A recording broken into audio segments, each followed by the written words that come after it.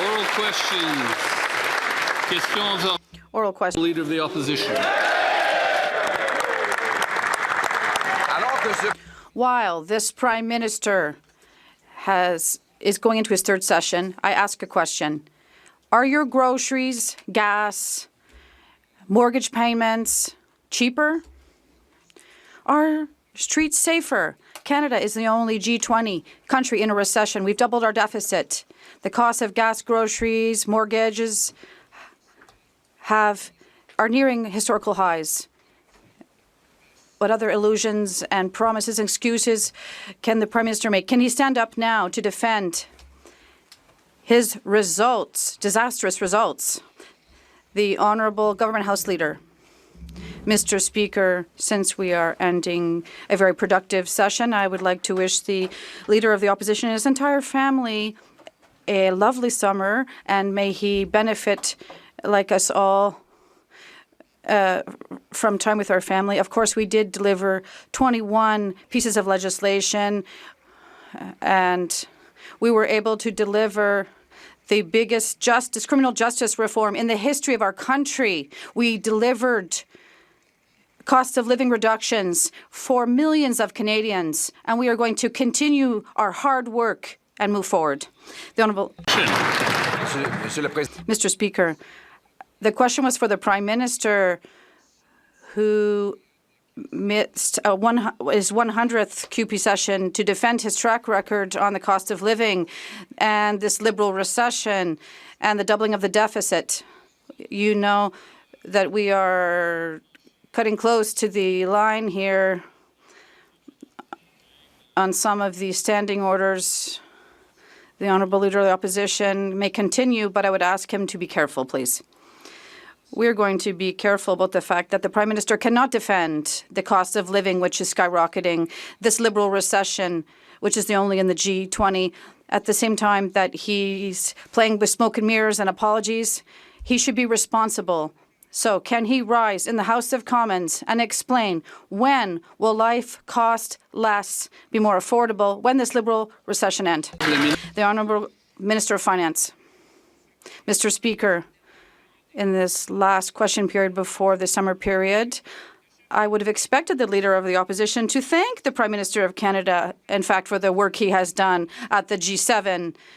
He brought back 3 agreements worth $5 billion, and he's also representing Canada in an international event today. So on this side of the House, Mr. Speaker, we're talking about 174 Liberal MPs who form a strong team to build a strong Canada, and we're going to build the strongest economy in the G7, and I hope that the Leader of the Opposition will applaud the success of this government. The Honourable As the Prime Minister ends his third session, I ask you a question.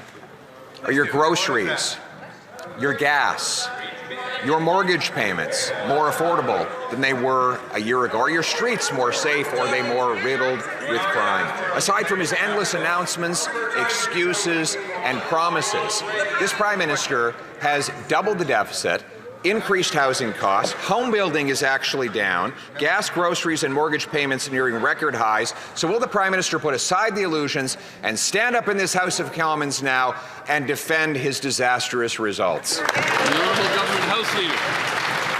Well, Mr. Speaker, we are at the end of a session, and I wish the Leader of the Opposition, his colleagues, and obviously his family restful summer, as I wish to all my colleagues on this side of the House. I do want to point out, Mr. Speaker, that we are finishing one of the most productive legislative sessions in recent history. 21 bills have become law through this chamber. The largest criminal justice reform passed in the history of Canada. Liberals are the law and order party now, and we have put in place a series of measures to make life easier and more affordable for Canadians. We're not stopping there. We're going to continue the work. We're going to build Canada strong, and we're going to make this country proud. The Honourable Leader of the Opposition. No, we do not plan a restful summer. We plan all summer long to fight against the Liberal recession, Liberal inflation, the rising Liberal cost of living, and the rising Liberal crime crime crisis in our streets. Take, for example, investment. This Liberal Prime Minister promised he would increase it. He's delivered 5 consecutive quarters of declining investment.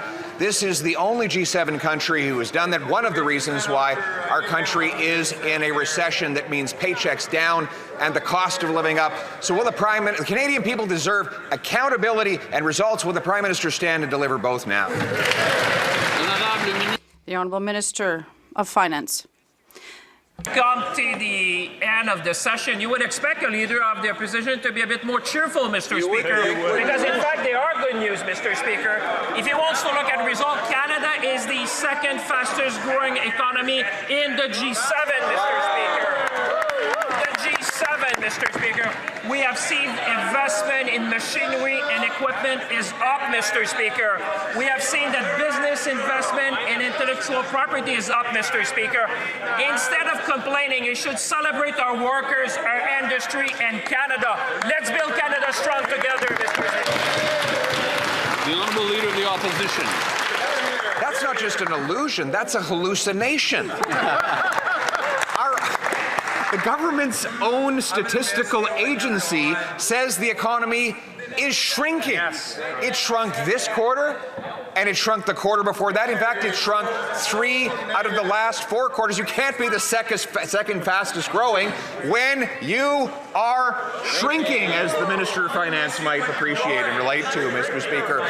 So the question is for the Prime Minister, who's delivered the only recession in the G7 with consequences of higher costs for Canadians. Will he stand and defend the results instead of the... The Honourable Minister of Jobs and Families.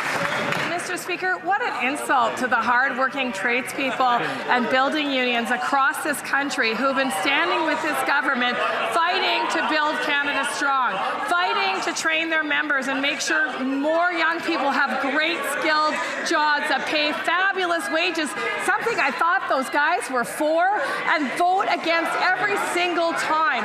What an insult to the hard-working entrepreneurs across this country who have banded together to build up this country. Maybe they should stop talking down Canada. The Honourable Leader of the Opposition.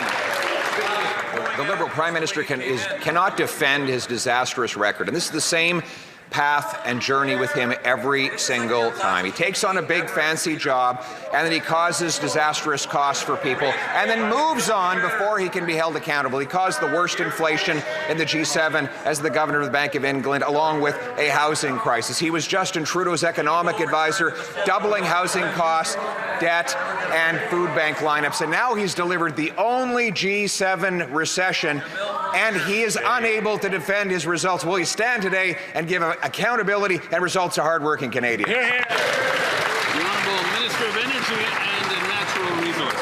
Mr. Speaker, well, I know the Leader of the Opposition isn't interested in working with the Prime Minister. Here's who is. The Premier of Alberta. Wow. Oh. The Premier of Saskatchewan. Oh. The Premier of Ontario. The Premier of Nova Scotia. They're all Conservatives and they all want to work with us. Maybe they could take a page from the provincial premiers. The Honourable Member for Saint-Jean. Mr. Speaker, as we take stock from this session, there are 2 things that Quebecers will remember. The first is that this Prime Minister has betrayed the environment and brought an end to our fight against climate change and forced the member for Sainte-Marie to resign. The second is the Prime Minister's cultural betrayal as he sacrificed French language content creation in favour of tech giants to please Donald Trump. These 2 setbacks jeopardize the future and will essentially line the pockets of American tycoons. How can the Liberals thus undo an entire generation of struggle and progress in this way? The Honourable Government House Leader. We're talking about generations of investment and generational investment. We have invested hundreds of billions in Quebec Francophone and Canadian Francophone culture. This is something that the Bloc didn't even mention in its budgetary proposals. The Liberal Party of Canada is investing hundreds of millions in culture and Francophone culture to ensure the survival of the French language. In terms of the environment, how to explain is the Bloc is turning its back on the greenest public transit project in the history of Canada, the high-speed rail. Député de Saint-Jean. The Honourable Member Saint-Jean. The Prime Minister's record is his climate betrayal. It's his cultural betrayal with billions left on the table. It's concession after concession to Donald Trump with no gains whatsoever. It's Quebec's economy that's hit hardest by the tariffs, yet receives the least support, particularly in aluminum and processing sectors. We're also talking about gag orders, an authoritarian agenda aimed at concentrating power and suspending laws. That's a lack of respect. This is his true record. Those are his true colors. Does he realize that he'll eventually pay the price if he continues to do the opposite of what he promises? The Honourable Minister, seriously, Mr. Speaker, $1.3 billion for culture, and the Bloc is spitting on this? He's talking about betrayal from a party that wants to destroy our country. That's not serious. I wish them a happy Canada Day and a happy Saint Jean Baptiste Day. Jonquière. The Honourable Member for Jonquière. Mr. Speaker, this is an unfortunate tendency that the Prime Minister has. He says one thing and does the opposite. For example, in his campaign platform, we saw the word climate change 28 times, but not once did we see pipeline. But now his pipeline takes priority. Another example, he said he would solve the Donald Trump tariff issue last July, yet he keeps making concessions to Donald Trump, who yesterday kept repeating that he wants nothing to do with free trade. Does the Prime Minister think he can keep saying one thing and then doing the opposite for much longer? The Honourable Minister of Government Transformation. Mr. Speaker, he wants to talk about our track record. Let's talk about it. We're talking about $10 billion in infrastructure for our hospitals, transit, and schools in Quebec. Our track record is 3 billion Quebecers who will have the grocery benefit. Our track record is 40% reduction in child poverty with the CCB, which serves millions of families in Quebec. Our track record is our high-speed train project in Quebec that we're funding 40% of. We're talking about this train between Quebec City and Toronto, which is fundamental. So for Honourable Leader of the Opposition.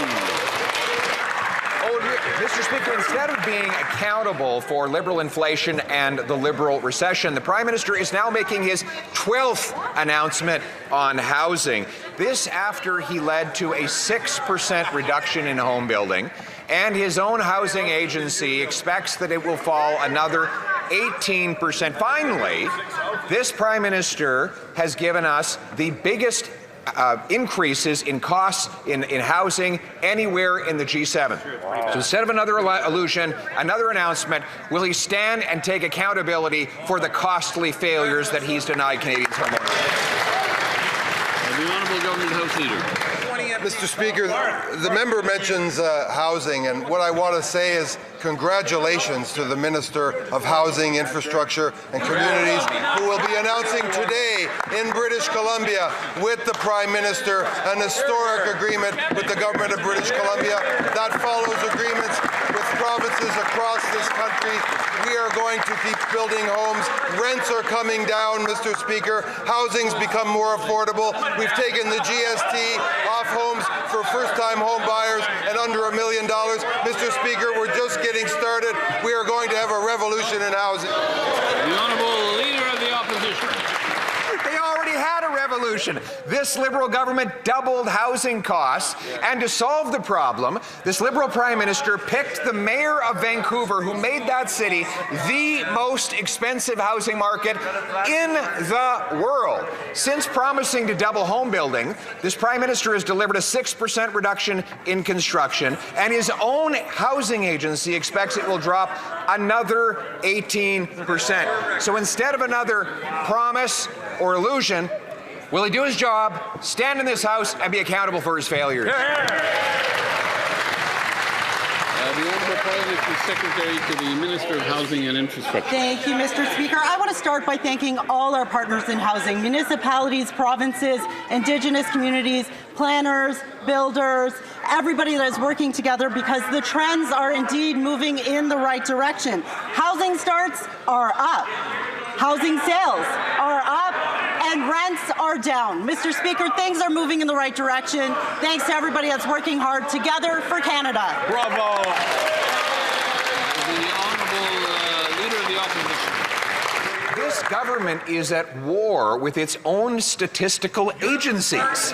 It's incredible. CMHC, the Liberal, no, it's their housing agency that says construction is down by 6%, Mr. Speaker. Their housing agency says it will drop another 18%. Instead of another photo op, another announcement, another dazzling speech, will the Prime Minister go over to the CMHC and find out how it is that he is pulling back on home building by another 18%? The Honourable Government House Leader. Mr. Speaker, interesting that the number 6 just came up, because when that member was the minister responsible for the CMHC, you know how many pieces of affordable housing, how many units that did he build during his entire tenure, Mr. Speaker? 1, 2, 3, 4, 5, 6. 6 units of housing were built under this person's tenure. We're going to build hundreds of thousands of homes for young Canadians. We're going to give them a reduction in GST. We're going to put builders to work, and we're going to put housing in every place in this country. The Honourable Leader of the Opposition. The reason the member, I forgive him for getting his numbers wrong. He can't count numbers bigger than the number of fingers on his hand. And the reality is politicians do not build homes. When I was housing minister, no, they don't. Politicians do not build homes. Carpenters.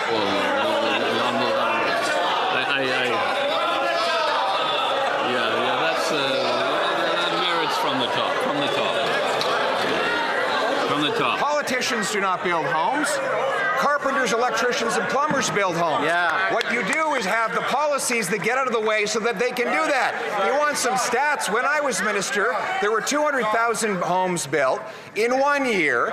The average cost, $450,000. The average rent, $950. Today, it's nearly double that on both counts. This Prime Minister has claimed that he would increase home building by 100%.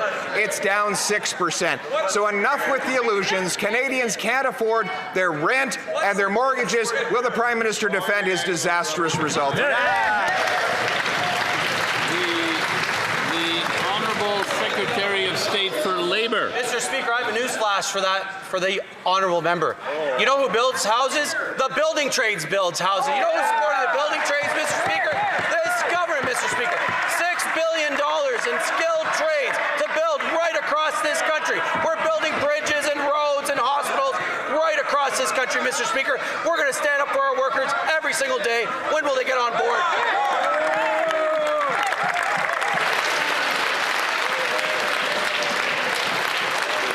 The Honourable Leader of the Opposition.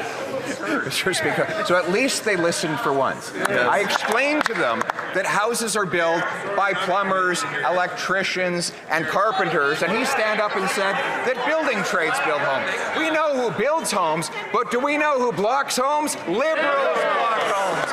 They've been blocking homes so badly for so long that now we have the most expensive real estate in the G7. And under this Prime Minister, home building has actually dropped while he has increased the spending on bureaucracy. So will he get out of the way of home builders and stand in this House, take accountability for his home building failures? Yeah. The Honourable Parliamentary Secretary. Thank you, Mr. Speaker. There's some good news. I'd like to point out that housing starts are 3% higher than the same period last year. Completions have increased by 10%, meaning more homes are being finished. And we're seeing growth in places like BC and Ontario and Montreal. New construction is up by about 18%. But, Mr. Speaker, we also know that sales are up as well, and the measures that we put in place, like the first-time home buyers for GST reductions and the HST reductions that are happening in Ontario, are working. The Honourable Leader of the Opposition. You know why this Prime Minister cannot stand and answer a question in the House of Commons? Because he has been wrong about every single economic issue of the last decade. Yep. He was wrong to push bigger and broader carbon taxes. Wrong to say that we should keep half of our oil in the ground. Wrong to say that COVID would lead to deflation or dropping prices. Wrong to say that government should print hundreds of billions of dollars, the reason that we have the inflation. Now he's wrong again. as the only G20 leader out of 20 countries to lead his country in recession. Does the Prime Minister realize when he gets it wrong, Canadians pay the price? Yeah. The Honourable Government House Leader. We've been having an interesting conversation this week in this very forum. The Conservatives pretend to stand up and care for vulnerable people in this country, yet every time we propose a program, a tax reduction, or a hand up to people, they vote against it. When we talk about the unjustified trade war being perpetrated on this country, what do? They say we're having a hissy fit. When we try and build this country up, build housing, build major projects like high-speed rail, build critical minerals, what do? They criticize that. What, for the love of all that is good, is this leader for? The Honourable Leader of the Opposition. I'll tell them what we're for. We're for an affordable Canada, a Canada with growing paychecks and safer streets, the exact opposite of what this Prime Minister has delivered. This is his record. 5, count them, 5 consecutive quarters of declining investment. 3 of the last 4 quarters, the economy has declined. In fact, the GDP of Canada today is smaller than when he came Prime Minister. In fact, the GDP was bigger on the last day of Justin Trudeau in office. We now have the most expensive real estate, the highest household debt, and the second highest unemployment in the G7. Is that why the Prime Minister is afraid to stand in this House and answer a question?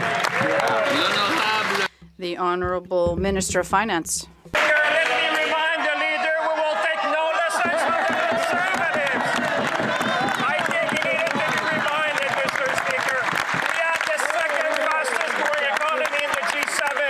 We have made record investment in infrastructure, generational investment in housing, generational investment in productivity and innovation, generational investment in our defenses, Mr. Speaker. We're going to build Canada strong. We're going to support our workers, our industry, Mr. Speaker. We're going to build Canada like never before. Get on board, man.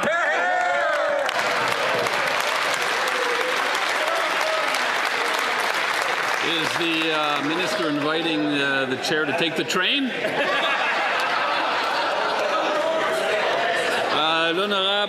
The Honourable Member for Repentigny. Mr. Speaker, the event of the year is the Liberals' climate betrayal. Their track record is the pipeline deal with Alberta. It's the end of environmental impact assessments. It's pipelines and offshore drilling that disregard protected areas and endangered species. It's the resignation of the MP for Laurie Ste. Marie. It's 3 young Canadians and 2 environmental groups that are suing the federal government because it's abandoning any possibility of reaching net zero. That's their track record. How can the Liberals continue to defend the Prime Minister? The Honourable Minister of the Environment. Mr. Speaker, our track record is a nature strategy that will protect green areas across the country, both marine and terrestrial land. It's electricity that, at the demand of Hydro-Quebec, will help to have important networks and fight against climate change. It's a tax credit that will and rebates that will help Canadians to buy green vehicles, electric vehicles. We are doing the work to fight against climate change. The Honourable Member for Repentigny. Mr. Speaker, that's an embarrassing answer. The Liberals' downward spiral continues. The consultation documents for Quebecers on the decommissioning of the Gentilly 1 nuclear power plant are in English only. If Quebecers want to get information about the Canadian Nuclear Safety Commission, they have to read 600 pages in English only. What a lack of respect. I have, in fact, lodged a complaint with the Commissioner of Official Languages. Will this government ask the Commission to extend the consultation deadline until the documentation is complete and available in French? The Honourable Parliamentary Secretary to the Minister. Mr. Speaker, I'd like to thank my colleague for having raised this issue. It's unacceptable that these documents were not provided in French. We agree that Quebecers should be able to understand and participate in the discussions on projects that could impact their communities. We clearly let the Canadian laboratory know that they have to support mobilization and consultations in both official languages. The honourable member for Parry Sound Muskoka. Where are the results? Mr. Speaker, this Prime Minister promised to double the pace of housing construction to almost 500,000 new homes a year, but his own budget watchdog says his new $13 billion housing agency will only build about 5,000. The CMHC's chief economist this week pointed to, I quote, weaker momentum for future supply. Meanwhile, Canada's home prices are up 28% since 2015. Canada has the worst housing affordability in all of the G7. My question is simple. Will the Prime Minister stand and defend his record? The Honourable Parliamentary Secretary. Thank you, Mr. Speaker. I'd like to share good news that Build Canada Homes Act C20 has just passed the Senate. This is another great initiative we have underway to bring down the cost of housing, in particular rent. And I'd like to share, Mr. Speaker, that rents have fallen for 20 consecutive months, nearly down 8% from their peak last year. We're seeing the declines in a number of provinces, including decreases of 1.8% in Quebec, 3.9% in Alberta, 5.7% rent decreases in British Columbia, and 6% in Ontario, where that member is from. Member for Parry Sound Muskoka. Well, Mr. Speaker, the member just described what happens in a recession. The fact is, Canadians need results. This Prime Minister promised results. In fact, he promised to build at a speed not seen in a generation. But all he has delivered in his first year has been a third federal housing bureaucracy with no targets, no timelines, and no results. He has given Canadians higher costs, higher debt, and fewer homes. His regular news conferences in front of that housing construction project in the south end of Ottawa every Monday is not going to fool Canadians much longer. Home construction is slowing. The crisis is getting worse. Where are the results? The Honourable Secretary of State for Financial Institutions. Mr. Speaker, that's from a party whose leader actually called middle-class housing shacks, co-op housing Soviet style. He has members who mocked modular housing, and that leader actually had the audacity to tell his members not to advocate for housing accelerator funds that would have helped housing construction in their ridings. Mr. Speaker, that leader, that party has no credibility when it comes to housing. On this side, we're going to build, baby, build. Thank you, Mr. Speaker. The honourable member for Louis Saint Laurent Akorenrak. Mr. Speaker, for over a year now, this Liberal Prime Minister has been in power. And here's a very simple question. Where are the concrete results for Canadians? Canada is the only G20 country in a recession. Over the past 4 quarters, but 3 out of the 4 has seen a contraction in GDP. Business capital investment has declined for 5 consecutive quarters. Canada has the second highest unemployment rate in the G7. No wonder that with this track record, the Prime Minister is having a hard time being accountable. But I would invite the Prime Minister to stand up and defend his miserable track record to Canadians. The Honourable Parliamentary Secretary to the Minister of Housing and Infrastructure. Thank you very much, Mr. Speaker. I don't know where my colleague is taking his information from, but I would encourage him to refresh his research tools because we added 88,000 new jobs to our economy. Salaries are up, and we know that still too many Canadians are facing a high cost of living, but we have a school food bank program. We have essential grocery benefit, and I hope that he will take advantage of this summer in his riding to think about all the time they voted against Canadians during this session. Thank you. The honourable member for Louis Saint Laurent Akorenrak. Sorry, Mr. Speaker, I hope that this government will take into account StatsCan data about the budget over the last year. The deficit is more than twice as high as forecast. The cost of living has risen in May, and since last May, house starts have fallen, and sadly, and that's probably the worst element of the government's record, 2.2 million Canadians, a third of whom are children, are relying on food banks. That is the Liberal record. Will the Prime Minister stand up to defend this record? The Honourable Parliamentary Secretary. Mr. Speaker, this government's record is creating a very resilient economy.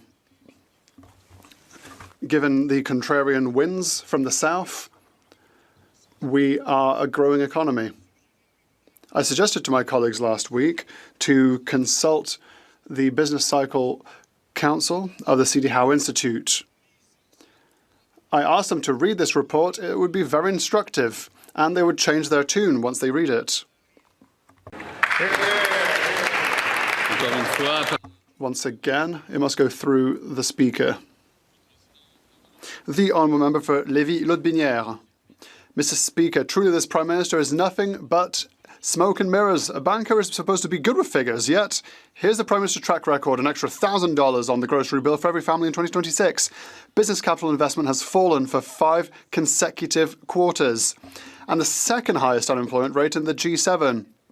Mr. Speaker, this record means we are the only G20 country in recession. The Prime Minister is shirking his accountability to Canadians. Will he take responsibility for this recession? The Honourable Parliamentary Secretary. Mr. Speaker, our colleagues seem to be forgetting recent news. They've forgotten that we announced that we would increase the size of the Port of Montreal in Contrecoeur. That will generate 8,000 direct and indirect jobs, $1.2 billion of investments. The Nouveau Monde graphite mine in Matawini will generate 1,000 new jobs and $1.2 billion in investments. Have they also missed the announcement for the new planes built by Bombardier, which will create thousands of new jobs? The Honourable Member for Hamilton Centre. Mr. Speaker, constituents in my riding of Hamilton Centre elected this government to act quickly and strengthen Canada's justice system, which is why we brought forward several pieces of criminal justice legislation in the first 4 months of this newly elected government. Can the Minister of Justice tell the House what reform the government is introducing to help the justice system work efficiently in our communities? Good question. Thank you. The Honourable Minister of Justice. Mr. Speaker, I want to thank my honourable colleague not only for his hard work, but for his relentless pursuit of a stronger Canada and a safer Hamilton. As a result of his advocacy, Mr. Speaker, this House has adopted laws to completely renovate the bail system and to lead to stiffer sentences for violent repeat offenders. He's also lent his support to new laws to combat hate crimes and to attack the scourge of intimate partner violence in this country. We are the party that is going to work with law enforcement to advance a law and order agenda and, most importantly, to keep Canadians safe. The Honourable Member for Thornhill. Yesterday, the Secretary of State confirmed what many Canadians already feared. A foreign government is funding and directing attacks on synagogues, businesses, and the U.S. consulate, and now the murder of a Toronto police officer. This government has known for years they did nothing. They imported terror, they weakened criminal justice laws, they slashed penalties, and they offered zero accountability to foreign actors operating on our soil. 11 years of this Liberal government, and foreign regimes are paying hitmen to shoot up our cities. Canadians deserve an answer. Who knew? When did they know, and why they didn't do anything about it? The Honourable Secretary of State for Combating Crime. Mr. Speaker, on the day of his funeral, I ask all members to join me in honouring OPP Constable Tharun Bailey, who made the ultimate sacrifice in the line of duty, and in extending our heartfelt condolences to his loved ones and fellow officers. We're seeing media reporting in Canada and elsewhere that these shooters were paid for hire, and reports also suggesting that they were paid for by foreign actors. I want to make it clear that my comments were aimed to echo what is being reported on by media and what Toronto Police Chief Demkew has said and believes is the case. The Honourable Member for Thornhill. One thing is clear is that the family of those police officers deserve better answers than that. That's right. They are in government. They have been there for 11 years. They are not bystanders in any of this. They let terrorists flood our country. They built a catch and release bail system. They allowed judges to ignore almost every mandatory minimum, including for drive-by shootings. Mr. Speaker, one of these shooters was out on bail. The other one was out on probation. And now the minister told everybody that a foreign regime did it. Right. Is that really her answer? Yeah. The Honourable Minister of Public Safety. Mr. Speaker, our government has always been committed to the safety and security of all Canadians. Any form of violence, intimidation, or transnational repression targeting individuals and communities in Canada is unacceptable and punishable under Canadian law. We're taking action to protect Canadians, Mr. Speaker. We're passing the most comprehensive criminal justice reforms in a generation. And just this afternoon, Mr. Speaker, after many, many days of obstruction, we passed Bill C-22, lawful access. Okay. Emotions are running high. We'll take a short little break here, and then the minister can continue. The minister can continue with his answer. Finally, Mr. Speaker, this House passed Bill C-22, which is lawful access. Despite days of obstruction from the opposition, it is a critical tool that law enforcement has been asking for in order to ensure the safety and security of all Canadians. The honourable member for Quebec-Mactaquac. Mr. Speaker, where are the results? New Brunswick families are feeling the effects of this Liberal recession every day. Canada is the only G20 country in a recession. GDP has shrunk for 3 of the last 4 quarters, and unemployment is second highest in the G7. If things are going so well, why won't the Prime Minister stand up and defend his record? The Honourable Secretary of State for Financial Institutions. Mr. Speaker, I have breaking news. The Parliamentary Budget Officer just confirmed that low-income Canadians will get over $2,200 through automatic tax filing. Wow. Mr. Speaker, that is for 5.5 million Canadians. It will mean $350 million for Canadians in benefits over the next 5 years. Hopefully that member there, Mr. Speaker, will support New Brunswick families and support our programs. Thank you, Mr. Speaker. The honourable member for Quebec-Mactaquac. Mr. Speaker, according to that member on that side of the House, everyone should just be happy. You're getting an announcement. You're getting an announcement. You're getting an announcement. You get a commission. You get rhetoric. But guess what? There's still no results. Canadians want results. Show us the results.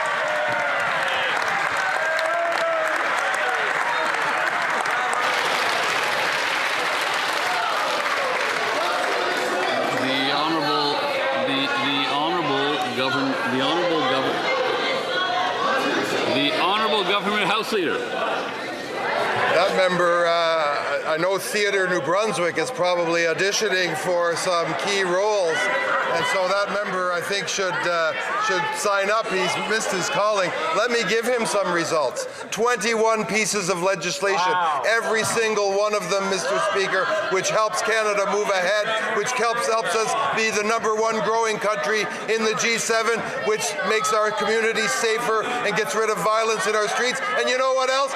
Every single one of them, he voted against, Mr. Speaker. Results over here, over there, dead air, Mr. Speaker.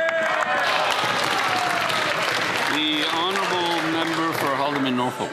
Mr. Speaker, we ask again, where are the results? More families are facing financial hardship. Business investments are declining, and job opportunities are harder and harder to find in this country. Under this Liberal Prime Minister, Canada has become the only G20 nation that is in a recession. And now Canada has the second highest unemployment rate in the G7. Will the Prime Minister stop hiding from accountability and admit that this Liberal recession has left millions of Canadians facing a fearful... The Honourable Minister of Women and Gender Equality, Tourism and Small Business. Our government is focused on ensuring that everyday essentials are more affordable for Canadians, and that is why our government introduced the first ever Canada National Food Security Strategy. This is our $3 billion plan to make sure that we're increasing competition, we're making more food here at home. This is going to help Canadian producers, Canadian farmers, independent grocers, while bringing the prices in the grocery stores down, Mr. Speaker. We're going to be focused on helping support Canadians while creating jobs and creating a strong economy. Nice. Member for Haldimand-Norfolk. Mr. Speaker, That's all rhetoric and no result. This Liberal Prime Minister has doubled Justin Trudeau's deficit. The Prime Minister has outspent every previous government in the history of Canada combined. While he is breaking spending records, Canadians are breaking their bank accounts just to survive. Food bank visits are up 99% since 2019, and we're hearing from people who are literally in distress over the cost of living. Will this Prime Minister continue to defend these bad policies that are driving Canadians? The Honourable Parliamentary Secretary. Mr. Speaker, do you know what 13 provincial premiers and territorial premiers agreed to this week? They agreed to a permanent doubling of the National School Food Program that's going to bring it into 10,000 schools across the country. 13 provinces and territories. But this opposition can't get on board to feed kids in our schools. So if they're going to stand up and talk about affordability for Canadians, they should do something about it. They should get on board with the school food program that we need for our kids. The Honourable Member for Langley Township, Fraser Heights. In Cowichan Tribes versus the Attorney General of Canada, the BC Supreme Court declared Aboriginal title over private lands, and the private landowners, 150 of them, are worried. Now, it's been well documented that the Liberals directed their federal lawyers to drop arguments protecting private property rights, to pull their punches, and to allow Aboriginal title to take precedence. So here's my question. Where are the results for private landowners? The Honourable Minister for Crown Indigenous Relations. Thank you, Mr. Speaker. It is an important question and one that's currently before the courts. In the recent Westacay decision, the Court of Appeal in New Brunswick, which is the Supreme Court of Canada, has refused leave to appeal, found that Aboriginal title cannot be declared over private property. On the other side of the country, in the Cowichan case, the BC judge found that they could coexist. We disagree with the BC's decision and are appealing it to maintain the clarity and certainty of private properties, but as we're seeing differing views in the courts, we continue to be there to get the certainty. Thank you, Mr. Speaker. The Honourable Member for Langley Township, Fraser Heights. Well, Mr. Speaker, the reality is that the appeal process in British Columbia is going to take years, and in the meantime, homeowners in Richmond, British Columbia, and throughout the province are feeling insecure. Here's the reality. In the subject territory in Richmond, realtors aren't taking listings, appraisers are devaluing property values, and bankers are not lending money on title that they see as insecure. So my question again, where was the federal government to stand up for private property rights? The Honourable Minister. Thank you, Mr. Speaker. I find it disingenuous that the members opposite continue to suggest that we're not protecting the private property rights of Canada. Here's what we've been doing. We disagreed with the BC Supreme Court's ruling and appealed it. We supported Montrose, a private property owner in the area, to present evidence that was not before the court during the trial. Section 92 of the Constitution sets out that private property is provincial jurisdiction. It's excluded from all discussions of Aboriginal title at the federal level. And for Cowichan, BC is acting within its jurisdiction to put measures in to support any implicated property owner. The Honourable Member for Nanaimo, Ladysmith. But here's the thing, Mr. Speaker. The Cowichan Tribe decision introduced uncertainty around how Aboriginal title interacts with private property in BC. While the Supreme Court declined an appeal in Wolastoqey, a refusal of leave is not a decision on the merits and does not create binding national precedent. This leaves Canadians with competing legal approaches on a critical legal question, all while Liberal Directive 14, discouraging private property defences, remains in force and a Cowichan appeal is many months away. BC deserves to know now how the Liberals will provide certainty, the certainty we need. Where are the results of property? The Honourable Minister of Justice. Mr. Speaker, in Canada, when the government disagrees with the decision of a court, the opportunity that we have to do something about it is to appeal that decision.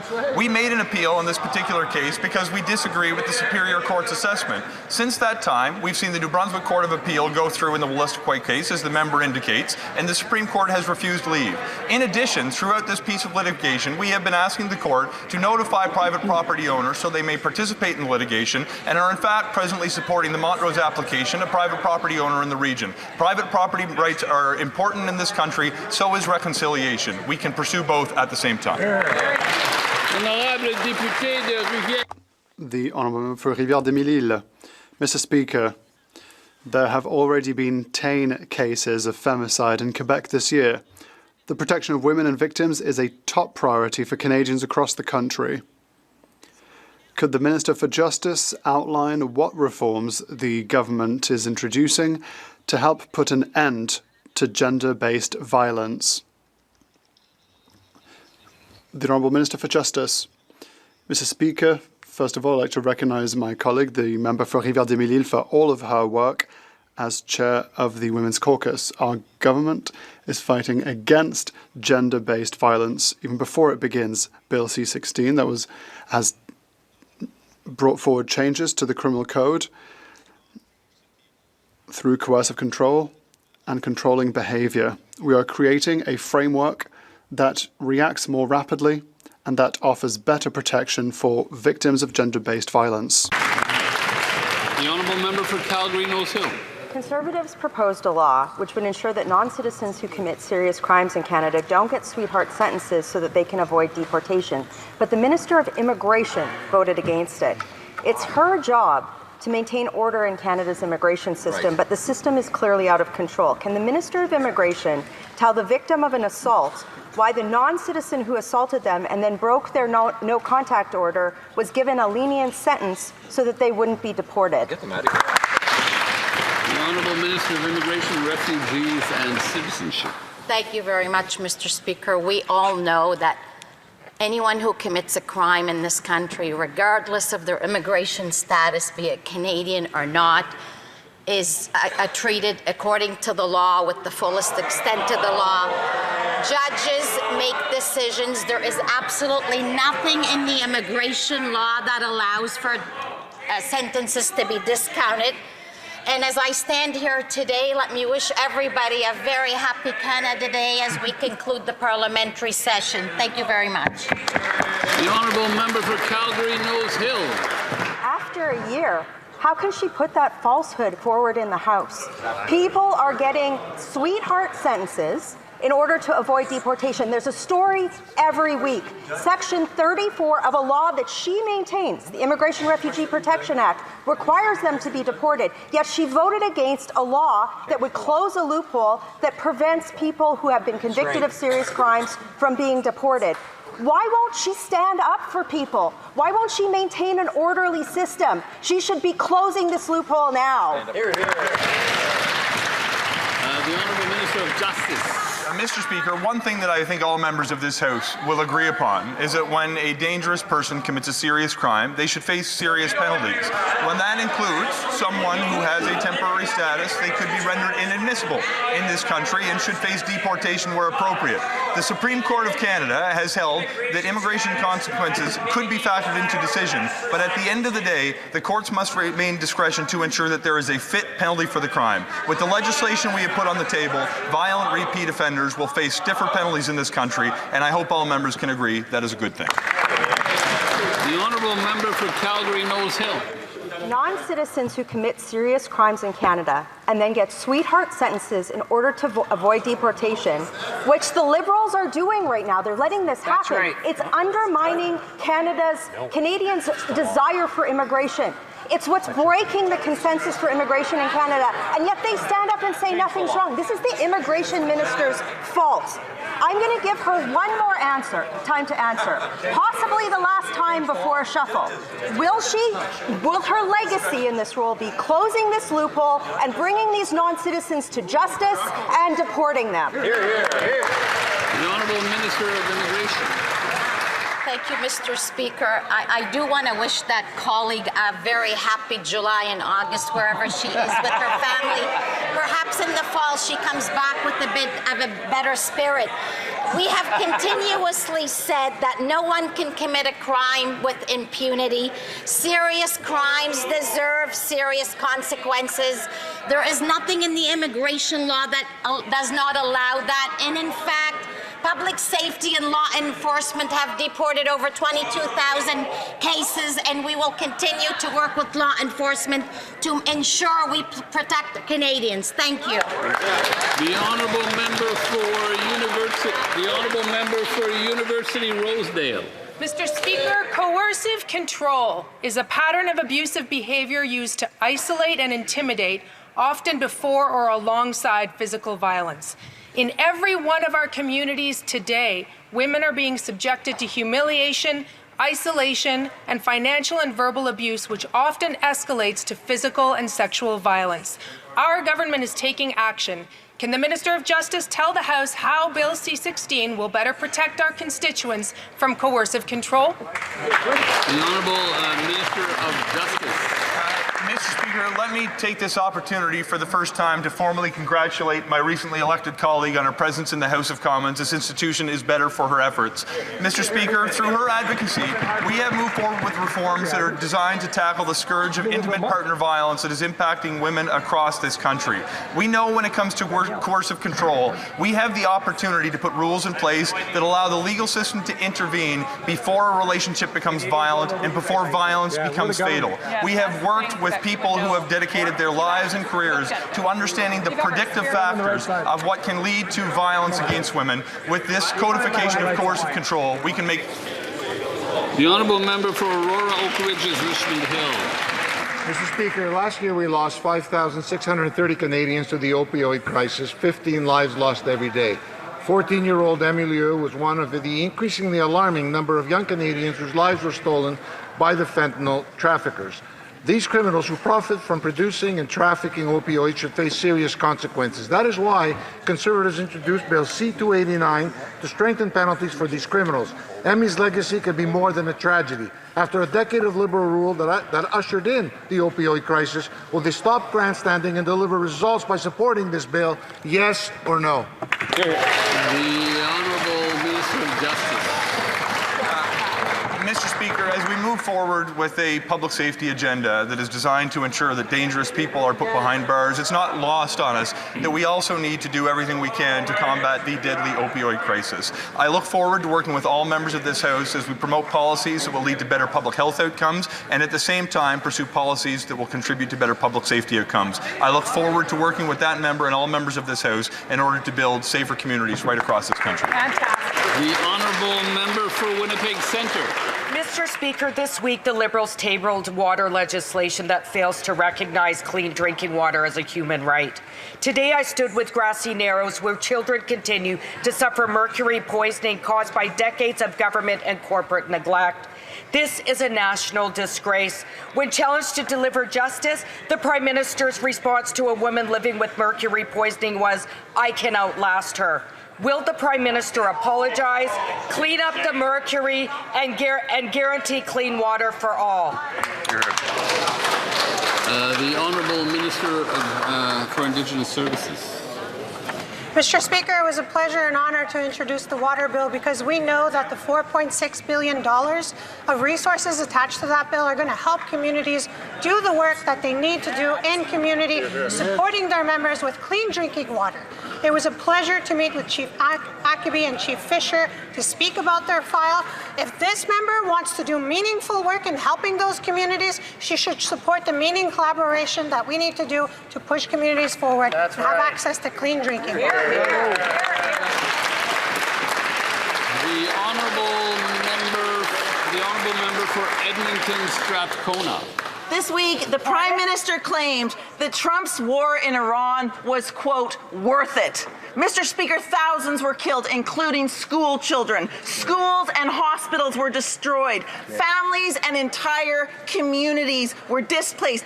Billions of dollars was wasted, and higher energy costs made life more expensive for Canadians who are already struggling. And The world is no safer today than it was before the war. The Prime Minister hastily supported the attacks that started this war. How much more suffering is needed before the Prime Minister realizes this war wasn't worth it? The Honourable Parliamentary Secretary to the Minister of Foreign Affairs. Thank you, Mr. Speaker. Let me acknowledge in this House that war is always a tragic experience. We are obviously encouraged by the peace deal that's been negotiated by regional partners, including Pakistan, Qatar, and others. We've been following this process closely. There will be more work that needs to be done. Canada will play a role to ensure that peace continues to evolve in the region. We are not taking this naively. We understand this is a difficult part of the world, and we will keep sanctions on, and we will continue to evaluate the peace process to ensure that there's peace and stability throughout the Middle East. Thank you, Mr. Speaker. I wish to draw the attention of members to the presence in the gallery of the Honourable Rick McIver, Speaker of the Legislative Assembly for the province of Alberta.